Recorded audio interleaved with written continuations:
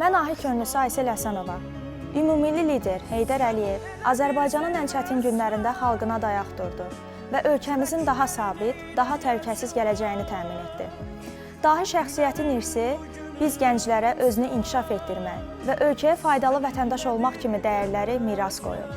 Ulu öndərimiz deyirdi ki, gənclər Azərbaycanın sabahıdır. Ahik könülləri olaraq biz də sabahı daha parlaq etmək üçün çalışırıq. Mən Ahik könüllüsü Murad Məsəlzadə. 12 dekabr mənim üçün həm də həqiqəti dərk etmək günüdür. Güclü dövləti güclü lider qura bilər.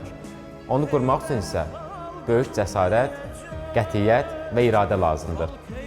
Biz gənclər bugün sabitlik, təhlükəsizlik və davamlı inkişaf şəraitində yaşayırıqsa, bu Ulu Öndər Heydər Əliyevin formalaşdırdığı siyasi xəttin nəticəsidir.